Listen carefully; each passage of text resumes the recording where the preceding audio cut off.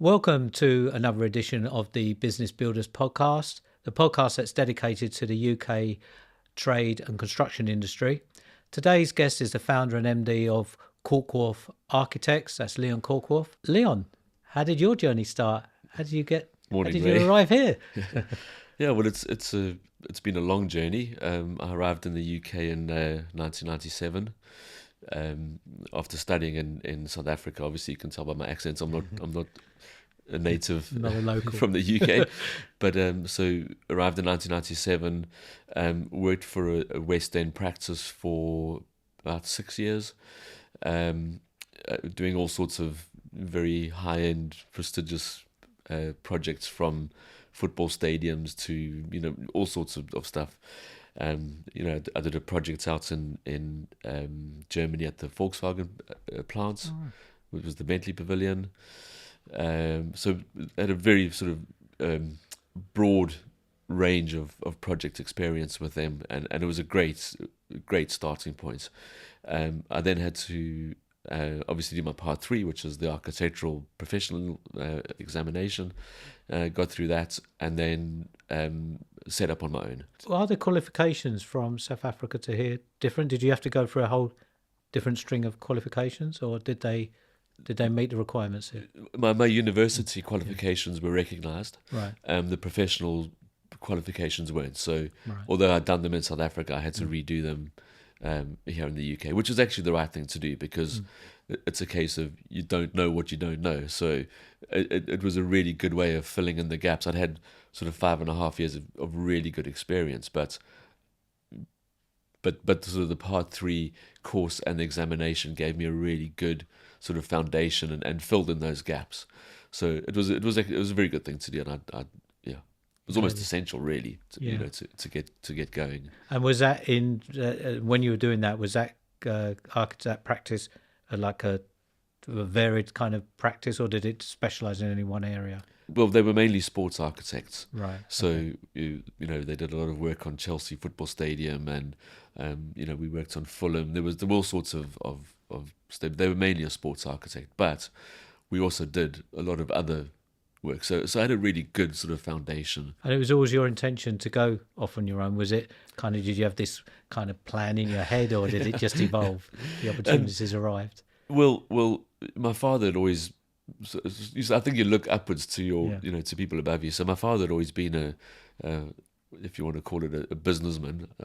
I'm not a great fan of the word entrepreneur, but he'd always been a businessman and owned his own company. And I think that sort of set in me a mindset that I would like to do my own thing, have my own company, and so on. On that basis, in terms of when you did get started, were there any what was the main kind of difficulties? Were any particular things that you can remember that were a little bit more challenging than? Well, I think you go from being a part of a team in a sort of quite a large practice, where you don't do absolutely everything, to all of a sudden you literally, I mean, I was on my own, and I had to do everything, accounts, filing, drawings, everything was down to me, which was interesting. So but it was a very good learning curve, and you get through it. So Yeah. Did you start on like a lot of people getting into business, say some smaller extensions, and it's evolved into? I did, yes. Yeah. We started off, I mean, literally, I think my first project was a refurbishment of a flat in West Hampstead, and it was absolutely tiny, but it was income. Yeah. And off we went. So and we did a number of those, and we got quite lucky along the way.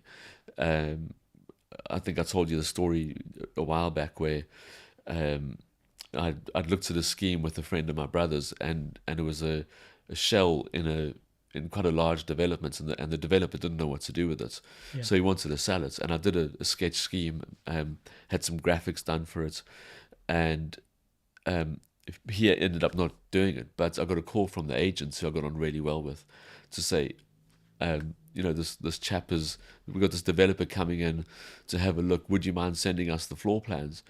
And I went, hang on a second, I think there's a better way to do this. I'm passing by in about an hour. Why don't I drop in? It just happened to be at the same time that he was going to be Yeah, on that's a site. coincidence. Yeah, total coincidence, right?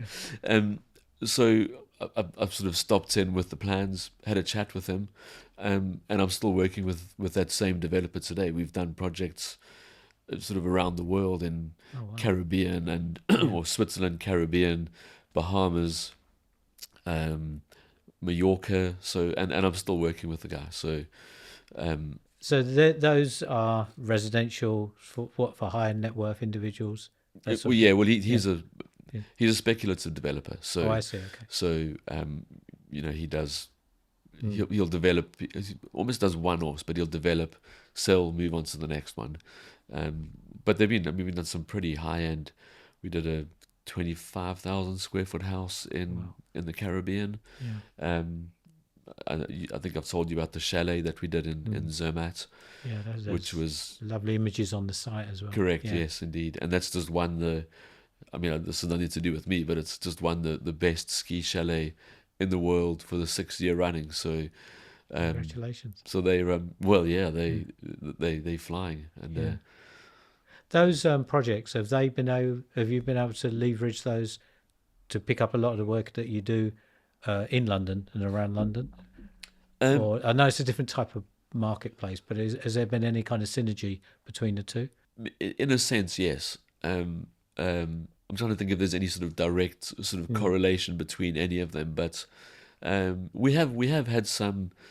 Funny enough, we've had some good inquiries for ski chalets, and we had one in Kitzbühel, and we had another one. I can't remember exactly where it was, but so we've had two as a sort of a direct link, because I think you get known for doing know, once you've done a ski chalet, then people want to know about us. Can you do a ski chalet? Yes, of course we can. But it's also, you can get pigeonholed as well, can't you? And obviously, doing a mixed use in London to a ski chalet, it's really just trying to see how you can use some of those connections and open markets in London as well. It can be difficult. Yeah, well, you know what I think.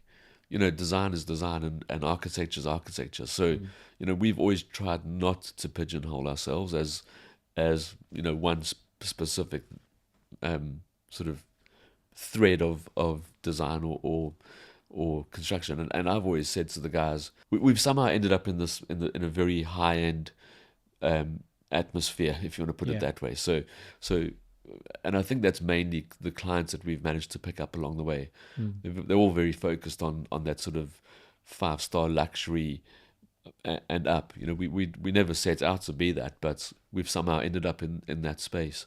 From the relationship with the developer, it's people who check those projects. Well, developers, as we've grown, and perhaps there's the link that you're talking about, where where you'll do one project and then it's sort of somehow people find out and then you move on to others of a similar ilk. Yeah. Do you have any particular projects? Obviously, you've done so many and varied, but is there any particular projects that stick in your mind and say, "Oh, I was proud of that one"? Personally, my proudest one was we did a scheme in Victoria, London, Victoria, which was an island site backing onto the Goring Hotel, literally just outside Victoria Station. Right. And we managed to get permission to convert it was a residential building, but big. It was 160,000 square feet. And it was commercial. It had been residential many years ago. And we got permission to turn that into 44 apartments. Oh wow! Okay. But very high end. I mean, the GDV on that was upwards of 280 million. Wow. So it was a big scheme, and we managed to get that through planning, through Westminster planning.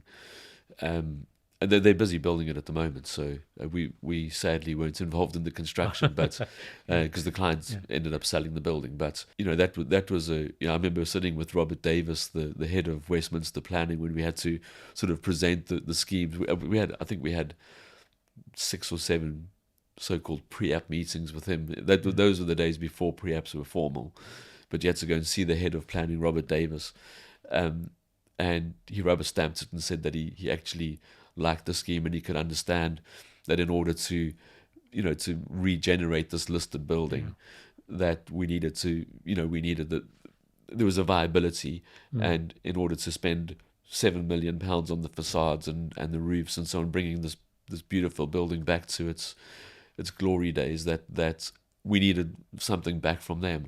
Yeah. So they allowed us to demolish almost the entire rear of the building, which was so we got permission to demolish 40% of a listed building.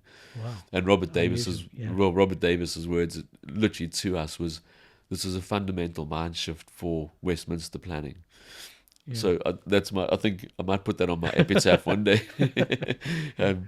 There's a lot of talk in the press and everywhere else about planning it. Have you found it that much more difficult as you've kind of worked your way through? Yeah, speak to any architect or anybody in the construction industry about the planning, the planning process in this country, and I think it's just mind-bogglingly complex and red tape. So I'll give an example. When we used to do a planning application maybe 15 years ago, it was quite a simple procedure. The amount of documentation you have to submit or prepare and submit, and it's not just our documentation, it's report after report after report. So I think, I understand it to a point, but it's almost become a checkbox exercise where, you can be doing a project,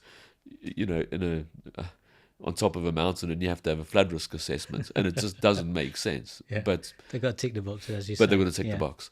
So I don't know. It's look, planning keeps us in business because we have to get those planning applications in, and that's. But I think that there could be a lot done to streamline the process. You mentioned Movers and Shakers a little earlier. I went to Movers and Shakers, and the dear Tony Pidgley from Berkeley Homes was the guest speaker, and I got hold. You were allowed to ask a question at the end, and I got hold of the microphone. I asked Tony, because he'd been going on about the planning, about streamlining the planning process, and this was, I don't know, this must have been 2010 or even earlier. I think he's passed now, isn't he? He's passed. Yeah. It was a long time ago. Yeah, great character. A great character, yes, indeed. Anyway, so I grabbed the mic and I asked him this question about. I said to him, "Well, you've said that we need to streamline the planning process. Music to my ears. How do we do it? What real steps do we take?" And there was no answer. He couldn't actually answer the question, which was quite amusing, because then he went on a tirade against architects, which I found quite amusing. Anyway, I grabbed the microphone back and I asked him, said, "It's great, but you haven't answered the question. So could you?" And anyway, maybe that wasn't a wise thing to do, but so the issue's been around for a long time, and I know of sort of pretty heavyweight architects that actually refuse to do planning in the UK anymore, because it's it's just such a minefield. But on the flip side, we are, without being sort of arrogant, we're actually really good at getting planning permissions. And understanding and getting into the getting under the skin of each particular local authority. And funny enough, the more complex the planning for us seems to be, the better. Like, for example, bigger the challenge. Exactly. For example, the Victoria scheme was. It may have been right at the time, because I know Victoria areas, they've had a hell of a lot of renovation and refurbishment and investment into that area over the years. Last 10 years. Well, when we moved, so our first project was with a developer to redo two of the repair of buildings on Grosvenor Gardens, an office, grade 2 listed, but offices, which are a complete mess, and we came in and redid the entire building, recorded, put new lift and stair cores in, and basically sorted the building out. And in those days, Victoria was just not a place to be, have an office. It was, and those two buildings, I wouldn't say that those two buildings set off sort of a trend, but when the West End agents came down to the launch and the opening, they were absolutely blown away. And since those days, Victoria's completely taken off. Yeah, if anybody knows the area, a good 30 years ago, it wasn't very nice. Yeah, it's changed dramatically. Well, you look at that, some of the massive schemes down there, like Nova. The Nova development is incredible what they've achieved. The station itself is the overhauls. Yep. Yeah, I know that the transformation of Victoria has been, Yeah. and our office was in Victoria. I'm sure you know, our office was in Victoria for many years, and we loved it You down saw there. the change We saw the firsthand. change exactly. Yeah, Yeah. we were part of the change and saw it happening. It was fantastic. Yeah. Yeah. With talking about change and obviously the move to sustainability and stuff like that, how do you in your practice kind of balance the design, the kind of environmental issues, Yeah. also with the expectations and the values of the budget, if you like. So I would imagine that's quite demanding to try and find that fine line between the two. Yeah, 100%, and you can add into that clients' expectations Yeah. because Yeah. and some clients, let's put it bluntly, some clients don't care about environmental. It's all Yeah. about bottom line. Yeah. Some clients do. So it's a real jigsaw. Is there a Ray. requirement on you now to actually have environmental issues built into every design? 100%, yes. Yeah, Well, the building regs dictate that, and depending on the scheme, you'll have different, how to put it, different requirements for sustainability. Yeah. If it's new housing, you'll have certain standards that you have to meet, and some clients are willing to go sort of over and above, but yes, of course, building regs are sort of control, what we need to do. Yeah. But it's a good question because it's a real balancing act. Yeah. Trying to get all of those. I always say trying to put together an architectural project and actually see it from start to finish is like probably the world's most complex jigsaw puzzle. There's so many different influences and members and and regulations and Stakeholders. so you get to that point. If you can get to a point where it's a completed project, you've done well. With say growing the business now, you've moved on, you've become established. On that journey, were there any obviously you went through the COVID period, etc. Yeah. Were there any particular periods of time or business challenges, more so than coming away from the actual design, as you're growing the company and building the company? Did you encounter any what were the main problems that you encountered? Sure. Good question again. Probably one of the biggest hurdles is, as a founder, trying to get out of the way. Yeah. Which may sound odd, but not at all. I actually say to a lot of my clients is my job is to manage you out of the business as quickly as possible, because you don't have a business unless it runs on its own. You just got a well-paid job. Exactly. Yeah. So that's been and I've made. You tell me one business person that's not made mistakes along the way. I've made a ton of mistakes along the way, and I guess it's how you learn from those mistakes and recover. Yeah. That's been sort of the biggest learning curve for me. And I still make mistakes. We're not. It carries on, but specifically, I think, as I said, getting out of the way and letting people get on with what they need to do has been a big learning curve. I think one of the other biggest things, and this is where I've probably fallen a bit short, is not worrying too much about external influences. So, for example, Brexit, because we were hit really hard by the Brexit vote. A lot of our high-end projects, people got so nervous, and we had schemes cancelled and put on hold, and just people didn't know what was going to happen. So I think one of the biggest learnings out of that for me was to be a bit more flexible and to look at it and go, okay, well, if we can't do, if those aren't happening, those type of projects aren't happening, then what else can we do? So being a little bit more nimble in a sense. Yeah. And when you're going through that, how did that make you feel? Did it have any kind of impact on you, sort of mentally or financially? Were there any major problems that, if they're holding back those projects, did it impact to a point where you're thinking, oh my God, where are we going to go with this? 100%, yeah. I mean, that whole period from, what is it, June 2016, I think it was June 2016, Brexit vote. right through to COVID. Because our order book went from our order book, our project list went from full and flourishing and healthy to, probably 60% of it put on hold, and we were like, Wow, oh my that's a word, big how do we get percentage. out of this lot? Yeah. Um, I'll come back to another point in terms of learnings, but so we went from flourishing and to being okay, well, survival mode. How do we get through this? And we got to 2019, end of 2019, and once again, we started really picking up again. We thought, fantastic, we're going to get back to where we were, Yeah. post pre the Brexit vote, and I remember sitting at my desk in January 2020 and looking at my list and going, Yeah.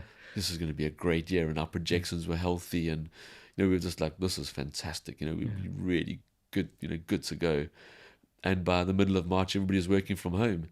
And once again, we hit that same hurdle where we don't know what's going to happen here. So projects got put on hold and shelved. And then of course, one of the biggest challenges for the construction industry then was construction inflation. All of a sudden, materials costs, everything yeah. cost, and some of the costs were just outrageous. Yeah. Absolutely outrageous. Yeah. So, we went from schemes. We had a scheme on the riverside that went from probably £11 million construction, and when they costed it, and that was ongoing. They stopped in 2019, November 2019, and we had it recosted in early 22, and it had gone up to 18.5 million. Wow. So, Yes. it's a 50, 50%, 60%, yeah. exactly, increase. And it became a scheme killer because, all of a sudden, and at the same time, sales prices of apartments had pulled back. So you had this scenario where schemes didn't stack up anymore. Yeah. I've had some guests on here that went through similar times. They had, that some of them had breakdowns. So I suppose it makes you a lot more resilient, and you got to have. This is where coming into this, like you said earlier, about being on the business, not in the business, because then you can be proactive. You can make sure the finances are strong. But when the business is running you, it's times like this when it can took a lot of companies under. Well, I said, I said to you I was going to come back to an important point, Yeah. and that word resilience was exactly what I was going to come back to. You realize as a human being just how resilient you can actually be. When you're sitting there and how the hell am I going to get through this? A lot of people do give up though. Yeah. Do walk away. Yeah. Well, I don't have a plan B, so it's a matter of keeping going. No, I think COVID had a massive impact. Well, I don't think. I think it's a fact that COVID had a massive impact on a lot of companies, a lot of individuals. Relationships, personal relationships broke down. I think it was a really sort of testing time for a lot of people. And I was speaking to liquidation experts, company liquidation experts, and he just said to me the number of companies going into liquidation during, from sort of mid 2020 That was on. probably the catalyst, wasn't it? And it took a few years to actually come to fruition. Exactly. And I mean, even up until, the beginning of or end of last year, this guy just said the number of companies going into liquidation was almost terrifying. Yeah. So and those things they do have a personal impact on people. You got to be, I think, something wrong with you if you don't get impacted. So yeah, no, it's being a business owner is a lot more than just cash flow and turnover. Is the mindset and the personal strength is it separates a lot of successful people from not so successful. Yeah, I remember my father in his office back in South Africa. He had this picture of a heron with a frog in his mouth, and the frog's holding the heron around the neck with his head in this with his holding the heron around the neck, saying "Never give up." And for some reason that's always stuck with me. And you think, and I think it's one thing I've learned is that no matter how bad things get, if you're nimble and resilient enough, you'll get through it. Did it make you consciously look at the business and redesign it and make it more flexible, more nimble? Did you implement processes back then, or was it let's get through this and did you take a different view on business afterwards? I took a different view, but I think we probably mistakenly, as I said, you learn from your mistakes, but probably mistakenly we went into survival mode, where it was right. Let's just hunker down, get through this, and move on. So have we put in process? We have put some processes in place to be a bit more robust. So it's difficult when you have that. I remember going through the 07-08 recession, and I had to make people redundant, and it's difficult. It's tough. Very difficult. In my case, obviously, I knew some of their families and stuff, and it was very, very challenging. Yeah. So I can understand that it's not a good situation to be in. No. But no. leaving that behind, a lot more brighter note. Award winning. Obviously, you've won quite a few awards, and you've been sort of, I think, runners up and in the AJ finals and stuff. How does that? That I assume must make you feel great. And is it a good recruitment tool as well? So it has been. Yeah. It has been. People. I think success attracts success. Yeah. So I think it has been. I look at some of my staff now, and because when you're employing people, they do look at. It's important to them, not only the working conditions and the salary and all that, but it's like, what are we joining here? Is it a successful? What's the vision? Yeah. Exactly. Yeah. So a lot of construction workers don't always see the intangibility benefits of vision and mission statements, stuff like that. But when you are in an interview scenario and the owner of the company is talking about, we're going to move into this, do this, and we're going to open here and open there, it's a lot more attractive than this is a job and it's 9 to 5. And I think it's very, very important that people have a plan in that way.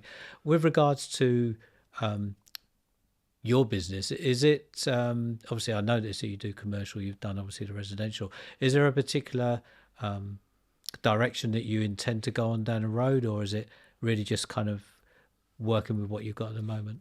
Well, we'll certainly keep what we've got going. Because you've got a niche now for the high-end correct. resi, haven't you? Yeah. So I suppose that is naturally well, that there's the old phrase in the construction industry of bread and butter. So that is our bread and butter, and that's what we're very good at. We are currently moving into the healthcare sector. Oh right, okay. So that's a completely different shift, isn't it? But somehow once again we've ended up in the sort of the higher end end of it, which is I don't quite know how it happens, but maybe that's maybe that's in the stars. But so we're doing at the moment we're doing a very high end hospital stroke clinic in Knightsbridge, which is with a private hospital group. Very good group, actually, a Turkish outfit. And on the back of that, we've been looking at this for a number of years, but we're also doing a big private hospital in North London with them. Yeah. So when you're doing some of these questions, forgive me if they sound a bit naive, but with regards to the people that you employ, bearing in mind high-end resi hospital, are you actually actively recruiting people for those particular disciplines, or do you feel that the people are kind of multitask? Is there a particular skill set you have to look for? At the moment, we're in quite a nice, fortunate position because we're working with a Turkish hospital operator, and they know hospital and clinic design inside out. So we almost facilitating the completion of these projects with them. So it's not like it's not just here we go off. So it's quite a nice sort of ease into it. So we'll look after the building and all the technical side of it. They're doing all the internal layouts. We'll obviously have to understand it all and go through all of the relevant, the CQC applications, which is Quality Care Commission, all of those kind of applications. So it's been quite a steep learning curve for us. But I guess to lead on from your question, once we've got these established and underway, and we decide that we're going to really go into that sector, then we probably would start employing people that have those specialist skills. Yeah. But it's quite a nice sort of easy way into the sector for us, you know. Yeah. um, With regards to, do you do the say contract administration and the selection of the contractors? Do you work on the? No, we you don't don't? do contract Right, okay. administration. Not on the bigger projects. It's, you know, we kind of leave the specialty to the specialists. So, and inevitably we work with project managers who are far better placed to do that than us. Looking back, you've mentioned the the projects you're proud of, and the kind of high end projects. But is there, looking back, any highs and lows that on your career that of kind of stick in the mind? Well, let's get the lows out of the way first. Actually, the lows tend to be the biggest learning curves. So I think COVID was a real low for us. You're trying to lead a team, and you go from being in an office 5 days a week all together and having that, that atmosphere and the learnings, and you absorb, or people absorb so much from each other being in the same environment, to sort of having a once a day Zoom meeting and Different vibe. a Yeah. very different vibe. And for me, personally, I was, you get up and I felt like I had to almost be Mr. Motivator and keep the team. Did that pull you back on the tools? Was you actually going back working because of, say, the changes, or did you have to make people redundant? No, at that time? we managed to get keep through it? everybody Oh, great. together Okay. through Yeah. COVID. Yeah, indeed. Which was testing. I know, because we sort of kept an eye on what was happening in the industry, in the architectural industry. And people were taking 20% pay cuts to keep their jobs, and it became, and my attitude at the time was, let's look after the staff as best we can. We may make some mistakes along the way, but try and look after those staff members, Yeah. because effectively, if you don't have your staff members, you don't have clients, because you can't service them. So Yeah. Also, they've got relationship with the clients, and sometimes people go into panic mode, start making redundancies, and just look at the numbers, and then when things do pick up, they're Yep. snookered. We've got to go out and recruit again. exactly. Yeah, and it's always more expensive. Yeah. Yeah. So I think COVID was a real low point for us. And I think it was that human interaction of not being in an office together. I think was a real, I don't think anybody enjoyed that. No. So let's move on from that. High points, I think the biggest high point for me, and there's been a number of them going through, is relationships with people. You just, and I said it to you earlier, we've been so lucky with some of the people that we've worked with and the projects that we've worked on, and it's building those relationships over time. We've met Is it something you look for when you're recruiting people? Is that kind of interpersonal skills and ability to communicate? fundamentally, yeah. With you can look at somebody's CV and they can be the most wonderful, but if On you don't have paper. those interpeople skills, you it's a problem. Yeah, I mean, we've had some interesting interviews, and this is where it pays to do your due diligence on people that exactly. you're employing. Yeah, Yeah, we've all been there. we've all been there. Yeah, like we had one guy who was, of course I won't mention any names, but he was the most, like, technically this guy looked like an absolute superstar. Yeah. And I was about to offer him a job, and I recognized the reference company that the company he'd given a reference from, and I knew one of the guys in the company, and I called him up, Yeah. and I said, just about to hire this guy, what do you think? And there was silence on the other end of the phone. I said, Mel, what's going on? He went, I mean, I know this guy pretty well, and he just went, you might want to reconsider it. I was like, okay. Yeah. And I won't go into the reasons, but yeah, Yeah. we didn't hire him in the end. So I've had a similar experience where he's looking at a surveyor, and his CV was incredible. Yeah. Incredible. But obviously, you always insist on meeting him, and his body language and the way he would make eye contact. I thought, you can't, because he was going for a team leader. Yeah. No disrespect to you, you're a lovely guy, but you can't inspire people, you can't lead people. So yeah, getting the right people is just critical, isn't it? It's a Absolutely. fundamental requirement. And actually, what I don't know where I learned this, but what I always do is that, you'll have the interview and that's fine, but then take the person out for a coffee Yeah, and just see how they interact Yeah. with yeah. baristas or We used to invite them to, if we were thinking of recruiting somebody, we'd invite them to a social yes, and see how Yeah. they interact with the other guys. Yeah. Because I thought that was obviously very important as well. Yeah. It's because also they'll talk differently to those than they will to us. Yeah. So then you get kind of a different vibe and a different feedback. Yeah. It's always healthy. No, indeed. Yeah. So so that but going back to the high points, I think as I said, different people, working with different people, and getting into we have been so lucky to get into make the contacts with the people that have taken us to different places, like and I'm still friends with 90% of those people, and in some cases really good friends with them. You see in the bigger picture, some people try to win every argument or win every meeting, and it doesn't work, does it, in the long run? You need to, win the war, not the battle. Exactly. Yeah. Yeah. And it's not, we always like to think that we're an easy company to get on with. We don't. We just try to give to the project rather than being technically correct the whole time. It's Yeah, nobody knows it all. It is.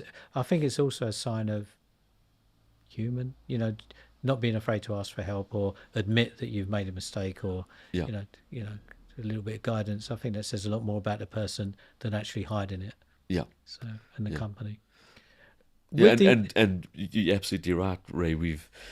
You do make mistakes, and that's that's another big learning curve. Is no mistake is so massive that you can't recover from it. So we've made mistakes, and we say to the client, look, this has happened. This is the solution. That's the key, though. Is okay, owning up to the issue, the mistake. We've made this mistake, but we can get around it like this, and it'll cost you X, or we can get around it like that. Yeah. Rather than just say we've got a mistake and then sit back and Exactly. it's ridiculous. Yeah. So no, so we tried to be sort of positive in any project that we work in, rather than obstructive.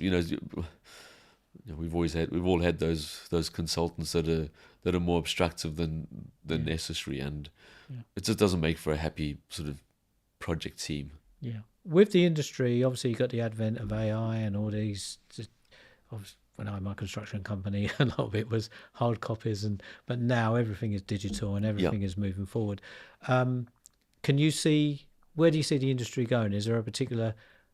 Do you think it's going in a particular direction, or how is it going to affect your particular discipline? I don't know how AI is going to affect the architectural industry and the construction industry. I mean, obviously there's the sort of the surface level AI which we can all use, and which is helping you now.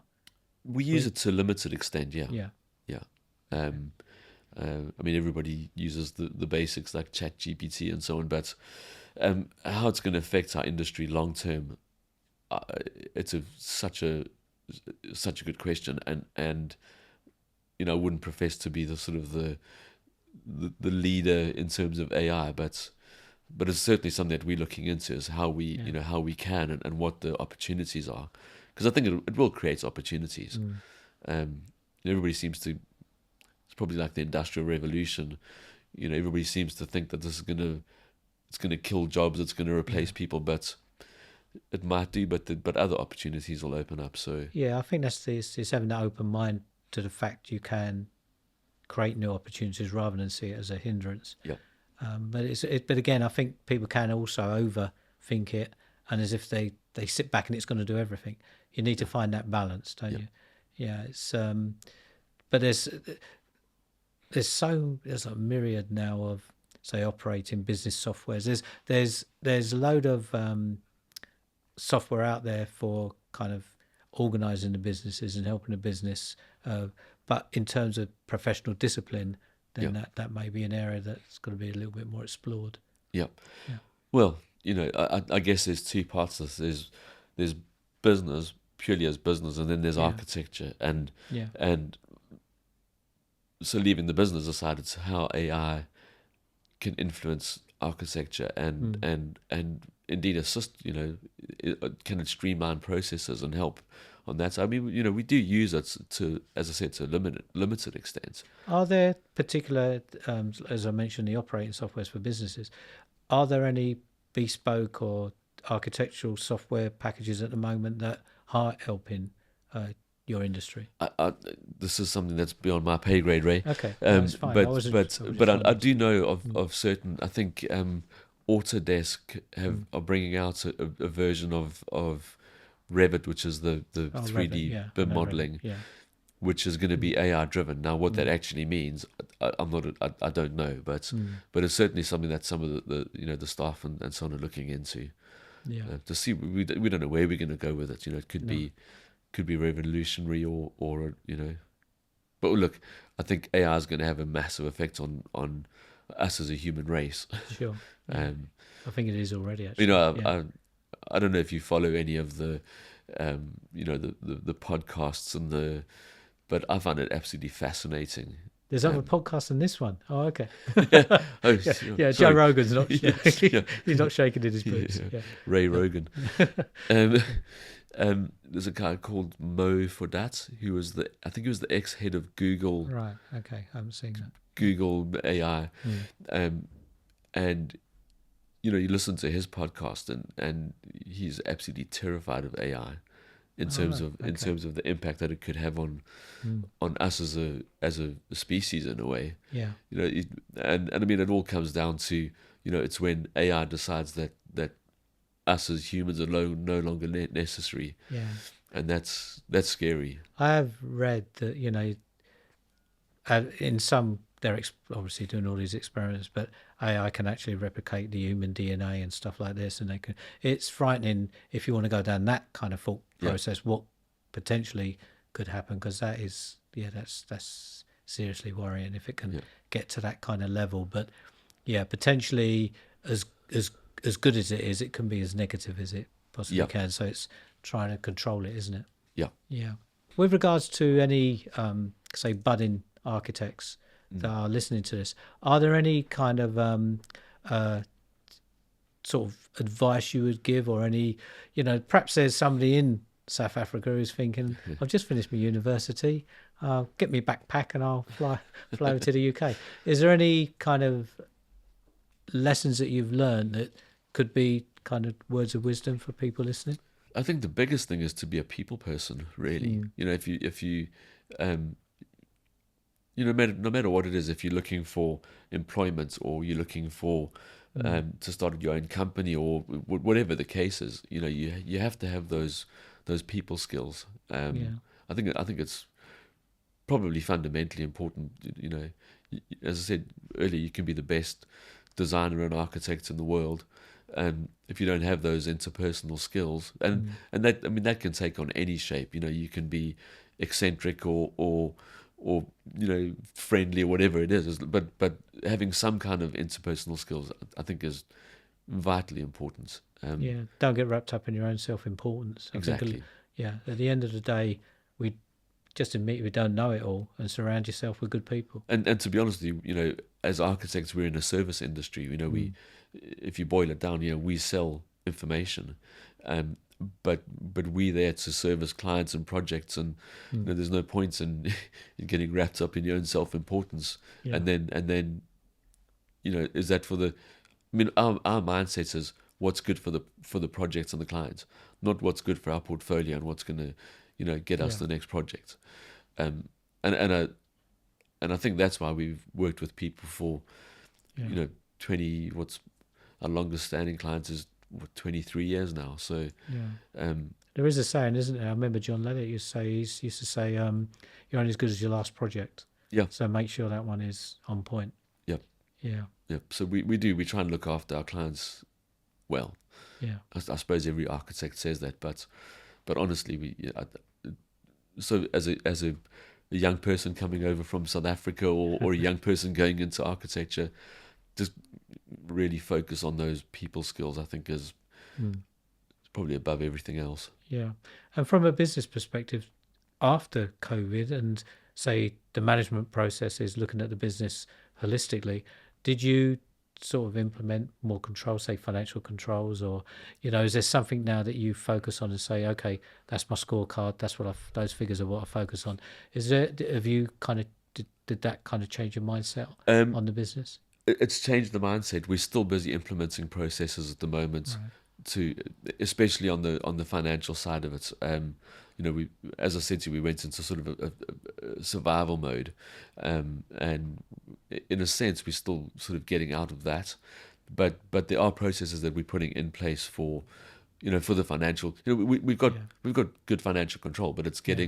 it's really honing that, because at the end of the day, we're a business. Yeah. Exactly. We're there to serve clients, but we're also there to make money. Else, what's the point? Yeah. So so it's really drilling down, and there, as you said before, there's software out there that can really help with all that sort of financial management of, specifically of projects, because it's very easy for a project to fall behind on Yeah. fees and so on. So we in the process of implementing those Yeah. We've had processes a bit more rigorously. yeah, we've had guests on here that two of the more successful guests, they were quite vocal about having 13-week financial controls Yeah, meetings and making sure. But it's quite interesting when you talk to different people. Some are, collaboration, marketing systems processes, but you're quite right. You can have all these processes in place, but it's like everything's integrated, isn't yeah, it? You've got to have that ability to communicate, but then also you've got to have the systems to make it functional and operate smoothly. yep, Because you can let them down operationally, even exactly. if you're a lovely guy. Yep. No, 100%. Yeah. Yeah. A project is as good as its project team. Mm. So I think, as long as you've got a solid team behind you, and everybody, all the professionals do their job properly, Mm. you shouldn't really have any problems. But I think one of the biggest issues in any project is project finance. Right. And in my experience, that's where, if you have a project that goes wrong and you want to find out why, go back and look at the financial control. Mm. Not so much financial control, but financial input from the client side. Yeah. Have they acted properly? Have they paid people on time? Have they paid contractors on time? And if they haven't, that's when projects start falling apart. Yeah. Generally as project teams, we're professional enough to see projects through properly. So to me, that's probably one of the biggest challenges is financial input from clients. And actually, that's why it's far better to work with what we call a sophisticated clients who understands that people need to. I mean, it sounds like very simple, but people need to be paid on time. Contractors need to be paid on time. Consultants need to be paid on time. And if they don't get that right, projects really can unravel very And it filters quickly. all the way down because it ends up with the subcontractors all the way down, doesn't it? Exactly. And the impact that has on not just businesses but people and individuals. So you say you filter down, you have this sort of tree, and if it starts rotting at the top, it filters down very quickly. Yeah. And we've had some very painful experiences in that, and it's terrible. Like you go through times where I mean, everybody said it. How am I going to pay salaries this month, and how are we going to cover this? Because it's Well, pay when paid it's illegal, isn't it? Technically illegal, but there's still this within the construction industry. They've done the work, Yep. but you haven't been paid for whatever reason, so you don't pay the one, if you like, on the next tier. Exactly. And then that's, as you go, it cascades all the way down. Yep. And the poor guy at the bottom Yep. ends up suffering. And actually, on the converse of that, we've had. I'll give you an example. We did a house, a very exclusive house for a Saudi princess. Beautiful project. And the developer who was acting on behalf of the princess, before we'd lifted a pen, we had money in our account.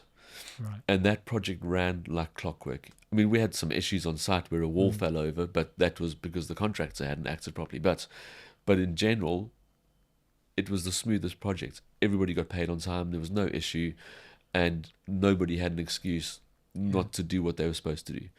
So, and when the wall fell over, the developer could hold the contractor liable, and the contractor had to put it right, and so on. So, Yeah. so we look at ourselves. We always look at ourselves and how we can improve our processes. If I was talking to clients and they said to me, "What can we do to help the project?" Very simple: pay people on time. That's what it goes. Yeah. Yeah, and you're right. Have the contracts changed? The actual contracts you're working under, has the industry tightened those contracts to make that less of a possibility? Absolutely. Yeah. But People still. but it's still, if Yeah.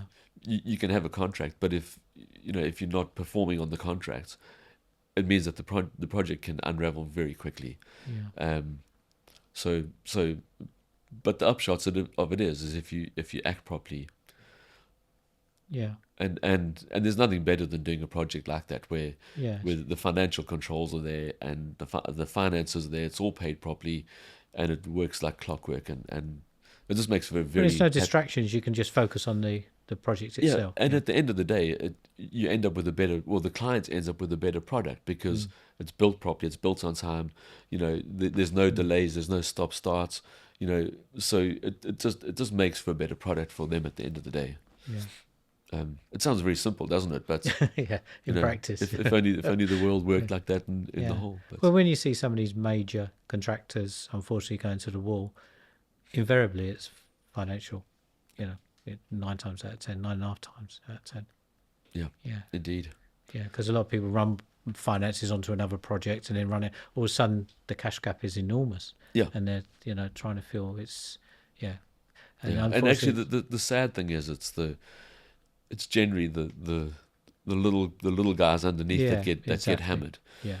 And And they've done nothing wrong whatsoever. and end up going out of business and then and that filters down to their staff, and staff feel the pain, and that's fundamentally not fair, and that's what I have a real issue with. Yeah, no, I agree. Totally. So agree. we try and we try and work with the clients that we know are going to be able to perform. I don't know if I'm right in saying this. Is it easier because you're dealing with high net worth individuals on the? Is there that a little bit more surplus of funds than perhaps on some of the on the hospital? I know it's private. I was going to say on the hospital jobs they maybe a little. No, it's private. Yeah. Not necessarily, Ray. We see it. Sadly, as I said, we worked with some amazing clients who, negotiate hard at the front, but once everything's negotiated and settled, then you have a payment schedule, and all of those are in place. You finish your stage, or you hit the milestone, whatever it is, however it's structured, the payments are there. It's the clients who you have all those in place, and then they don't pay. It's time well spent to actually spend that time at the front end, even if it's a little bit of delay starting, because it's too many people rush on. Let's get going. Let's get with. You're not going to finish it quicker, and if you do, it's going to be just a bun fight at the end. So it is worth just spending that little time. I think German clients are a bit more kind of committee fund minded, and there's a little bit more debate at the front end. Yeah. And then their projects tend to run a little bit more smoother. Well, the sophisticated clients, as I call them, understand that. And I mean, the guy that I've been working with for the last 23 years, every single project we do like that, we'll spend an enormous amount of time going through the stage by stage, and setting the whole project, agreeing all the fees, and then it's set. And we also agree that if X, Y, and Z change, then we have the right to, or we'll negotiate and come to an agreement on extra fees. But we try not to do that. But he's an interesting one, actually, because of the process that we go through. And I think this is a sort of a mindset from the client side, is that I've never done a project with him where we don't design everything fully before we start the project. Oh wow! Okay. Literally everything is designed right down to the minutest detail, and that also makes for a happy project, because you have one set of information, nothing changes. If there's a change, there's a really good reason for it, But we did the chalet in Zermatt like that, where we had every single thing drawn, every elevation of every wall, everything was set out, and he paid us good money to do it, Yeah. but it was all done properly. So when the contractor came on board, he had a full set of information, and it was just so easy for them to get on and build it. So spend a bit more up front, get a lot more out at the end. I think we'll end there on a very positive note. We've come from Brexit to COVID to a lovely positive ending. So on that note, just seriously, I'd love talking to you again, Leon, and thank you for your time My and pleasure, Ray. coming along today. Yeah, Thank you. absolute pleasure. Yeah.